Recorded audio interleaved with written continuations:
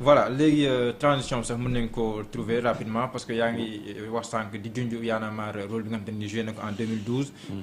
amoon partition bu rëy bu mu joué woon ba président Macky Sall toog ba alternance am waaye tey jii ndax ñi leen di reprocher ne que vous étiez beaucoup plus dur avec le président Abdoulaye Wade qu'avec le président Macky Sall ndax reproche boobu yéen jàpp ngeen ne lu yenn maanaam ndax mu ngeen koo nangu.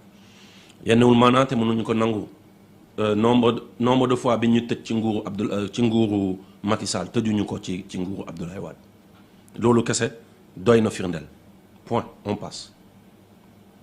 mais quand même président Macky Sall gis nañ ne li mu bëggoon jàllale yëpp force jàllale na ko. jàllale na ko parce que ses membres étaient dans le M23 xam nañ ñun mouvement yi nu ñu doon xeexee xam nañ je te donne un exemple simple man fi may gën a respecter le président Abdoulaye Wade par rapport au président Macky Sall ci benn action kese la quand il y a eu le parrainage nit yi bëgg a dem manifester devant l'Assemblée président Macky Sall dafa jël bus yi interdire leen accès ville tata yi interdire leen car rapide yi amul benn transport en commun buy dugg ville mu barricadé à partir de bien avant Sandaga sax ci leen. yenn saa sax pour nga passer Médina rek dugg problème. pour xam nga mu barricade parce que pourquoi parce que ces gens étaient là le 23 juin quand on se battait quand on faisait des réunions jusqu'à 3 heures du matin pour dem assemblée ay nitam ñu ngi fi woon donc expliqué nañu xam nañu dafuñu li xew 23 juin bu amaatoon ci nguuram ñu xam ne vraiment renseignements généraux yi ak police bi ay cuune lañ donc il faut comprendre ce jeu tout à tey ay. Je me rappelle ay Guy Marius Sagna dafa obligé déguisé wu en vendeur de journaux pour mën a dugg ville kilifa taxi la doon dawal pour mën a dugg ville tu vois ce que je veux dire mais tey le président Abdoulaye Wade deful noonu 23 juin dafa autorisé dafa ne rapport de force vous manifestez on manifeste et ku gën a kii et on a vu que ne suñu manifestation moo jël le dessus si seen manifestation c'est ça la démocratie mais on est face à benn nguur bi nga xam ne dafa investir énormément sur force de l'ordre investir énormément sur ay lacrymogènes sur ay renseignements généraux etc les gens sont partout taximan yi jaaykatu café Touba yi lépp ils sont partout tu vois et on n'est pas né de la dernière pluie dañu am ay nit ils nous expliquent yenn saa yi nu muy demee c'est juste ça la différence du leneen mais li ñu mën a wax Y'en a marre te kenn du ko reprocher wax ma benn manifestation bu am soxal askan wi te gisoo fa Y'en a marre wala Y'en a marre impulsé wu ko sax nekkul ci kanam di coordonner amul. mais est-ce que perdre tamit sa capacité de mobilisation. non donc xoolal ay perdre sa capacité de mobilisation kon je crois que jusqu'à présent du mu fi nekk kon je crois jusqu'à présent du ñu organiser ay manifestations wala nit yi du ñu seet si la question elle est simple nit yi ils peuvent dire tout ce qu'ils veulent. mais dama ne wax ma lenn lu mës a soxal sénégalais loo xam ne Y'en a marre neewu ci amul neewu neewu ci rek ñëw taxaw de impulsé wu ko wala bokkul ci ñu ko organiser wala nekkul ci kanam amul kooku c'est de un. maintenant c'est de bonne guerre hein, tentative de déstabilisation yi ba pare les contextes ne sont pas pareils 2011 ñun jànguñu sax dox dañu juddu rek commencé daw commencé wax jànguñu daw. et dafa newoon këtt ne jonn quoi il y avait benn deadline et il fallait gérer deadline boobu et période boobu toute la presse était là avec nous mais tey la plupart de la presse a été récupérée par l'État tey la plupart chacun a sa presse chacun a ses sites Y'en a marre bu la neexul doo leen mës a invité duñ ci mës a wax on sait tout ce jeu là et les Sénégalais qui savent lire entre les lignes xam nañ li may wax nii lan la mais li gën a graaw mooy li ma si gën a neex mooy depuis 2012 à chaque fois da ngay dégg diw bett na ma diw transhumé na diw récupéré nañ ko diw lii diw lee ñoo xam ne ñu ngi doon xeex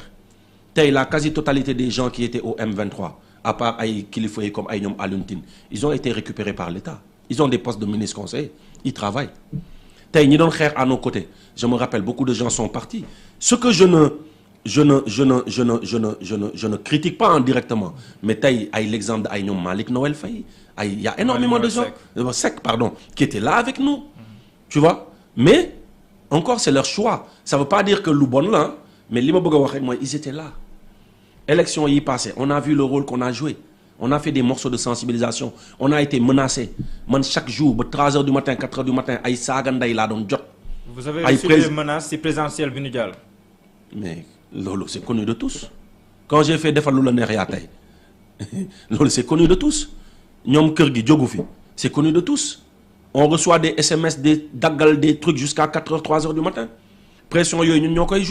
ñoo koy subir le peuple n'est pas là à côté de nous. mais li tey ngeen dund quand même si président Abdoulaye Wade dundoo leen ko ni parce que yow maa ngi fàttali ay manifestations li ngeen doon dund lu métti loolu quand même il faut reconnaître que dundoo leen ko. saa waay xam nga président Abdoulaye Wade lan moo xewoon dafa amoon benn affaire bu spectaculaire bu tudd bu commencé le 22 juin xam nga. gars yi ñëw escanté ñu le 23 juin gars yi escanté ñu ñëw ci presse bi pas pour wane ne waaye gis ngeen doo nañ ma de non pour wane ne tey la jeunesse elle bañ. Elle n'est plus là, les politiques, pour porter vos t-shirts. Pour tàccu leen. On est au front. Et on sera exigeant. Maintenant, loolu moo spectaculaire on. Mais dama ne tey, je te donne un petit exemple. Da ngay fighting, gagner benn marché, déposer en bonne uniforme, comme tout le monde, gagner benn marché. Sa proposition gën a alléchante. Say prix gën a bas. Ce concept de déploiement ak lépp gën a carré. nga nekk mieux offrant quoi. nga nekk mieux offrant ñu ñëw ne la Simon lii entre les lignes jàpp ci rek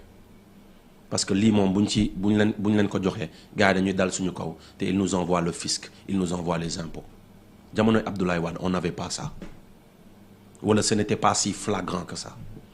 tey tu es obligé de jóge fii di dem di liggéey ay Côte d'Ivoire ak ay Gabon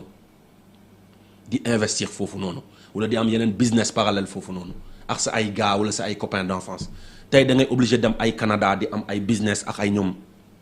du ma sax citer tout pour mën a joindre les deux bouts. te chez toi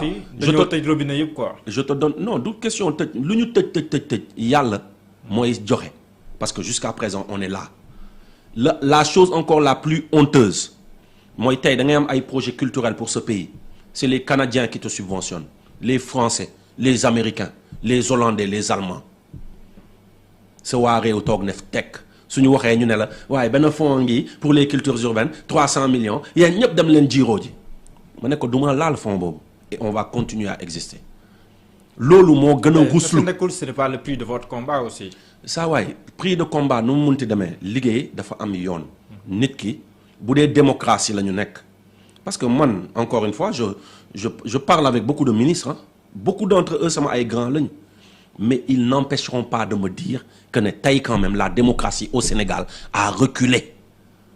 tey le peuple souffre tey on comprend on ne cautionne pas encore mais on comprend pourquoi booy di jël gaal di dem ce discours-là on le tient en radio et on le tient en face de ces gens-là mais loolu bu dee loolu mooy tax tey ñu nar la bloquer wala ñu nar la yàqal amul problème dina métti d'une certaine part parce que tey derrière nous il y a 20-50 personnes yi nga xam ne peut-être tey boo gagné marché boobu noonu tu fais vivre 20 à 50 familles derrière quoi mais ñoom bàyyiwuñu xel ci loolu. le but c'est de bloquer mais pour te dire encore la différence entre jamonoy Abdoulaye Wade état wu nguuru Abdoulaye Wade ñun ñoo ko xeex nguuru Macky Sall ñoo ko xeex saa yi man xam nga kañ laa commencé xeex nguuru Abdou Diouf au secours sàccee waa réew mi ñoo ngi dee au secours sàccee politiciens yaa ngi ñuy rey on avait 13 14 15 ans. le engagement juddu ci ñun depuis jamonoy Abdou Diouf Abdoulaye Wade ñëw début bi ñu tàccu ñu dem ba benn moment gis affaire yi di jàdd ñu def ay Abdoulaye rakk yi waxatuñu dara ci coono yeewu fajar setal jëmm jubal daara ñu xeex ko ba mu mat sëkk balaa boobu étudiant Balla Gaye biñ ko buñ ko reyee ba yàlla ñu ñëw def Abdoulaye ñu ñëw def naxar ci xol yi naxar ci xel yi continuer ba l'avènement de Y'en a marre ñëw Macky ñëw encore. Dès la première année on a dit dige bor la gox ca wax ja dès la première année on a vu que ne affaire baa ngi clignoter gauche di jàdd droite on a essayé de parler on a parlé à certains grands frères on a alerté on a fait des morceaux on a fait des sorties mais boo demee ba benn moment référendum ñëw référendum ci àdduna bi benn question lañ lay laaj gars yi ñambaas ci ay seen façon question yu nekk. 15 points. ñu dem gis askan wi ñu ne leen voté non. askan wi wote wii loo ci mën référendum jàll ay parrainage ñëw ay yeneen ak yeneen ñëw ñu ne leen hey lii baaxul ci démocratie c'est bien dans le concept mais ni ñu ko bëgg a defee nii c'est pour éliminer des opposants politiques nañu bañ lii mais bu ñuy dem gars yi di ñu bloquer ay Sandaga man je me rappelle maa ngi feebar jour boobu gars yi ñëw seet si ma gàlle ku génn sama gàlle ñu ne la ràpp dugal la ci kaso bi ñoom Sofia ñoom Aliou Sané ñoom Cap de Sës gars yi dóor Cap de Sës ba dagg rasta yi mais loolu yëpp sénégalais yaa ngi fi di seetaan dafa tax ñu découragé ñu continuer. kon da ngeen wéet si xeex bi. gars yi non du question wéet xam nga au fait. wala sénégalais ñoo nakaree xeexal. xam nga africain moo naq di xeexal en général ce n'est pas propre aux sénégalais mais xam nga oustaz nu mu tudd Pape Omar Pape oustaz dama doon waxtaan ak benn oustaz en gros mu ne ma gis nga Simon ci xeex bii nii ngeen nekk xam nga lan la ci yàlla wax ci alxuraan mooy kuy xeexal sa réew wala di xeexal askanam lëmm yàlla dafa ne on ne vous demande pas un droit de résultat droit de jëf ngeen am on ne vous demande pas de résultat jëf la si yàlla santaane jëf boobu lay yàlla di fay nekk leen ci ça veut dire énormément de choses tey comment tu peux expliquer que en 2011 2012 nit yi xeex mu am ay morts premier responsable suñu dirigeants yi jël réew mi après loolu mais ñoom ñoo def après ay élections di jël ay yére def ci seen ay logo parti di jël ay 5000 ay 10 000 di fay booy comment veux-tu que ñooñu comment ils honorent la mémoire de ces morts là pour egsi fu ñu yegsi le peuple sénégalais bi accepté 5000 ak 10 000 yooyu ak yére yooyu ak saaku ceeb yi gis nañ ko fii filmé nañ fi ay nit ci ay meeting ñuy séddale ay xaalis image yaa ngi fi ci réseaux sociaux yi le Sénégalais comment le mënee accepter loolu après ce qui s'est passé en 2012 fa ngay comprendre ne tu ne te bats pas pour les Sénégalais tu te bats pour le Sénégal et combat boobu ci la ñu nekk maintenant on n'est plus dans l'euphorie de ay wàcc mbedd ay parce que tey nit yi dañu jël man activiste j'aime même pas ce terme activiste j'aime même pas ce terme on est plus des militants mais tey dafa dem sax ba gars yi dañuy créer benn concours entre les militants ku ëpp fit ku ëpp li mu def alors que je crois que idée bi mooy def say pour dem daan quoi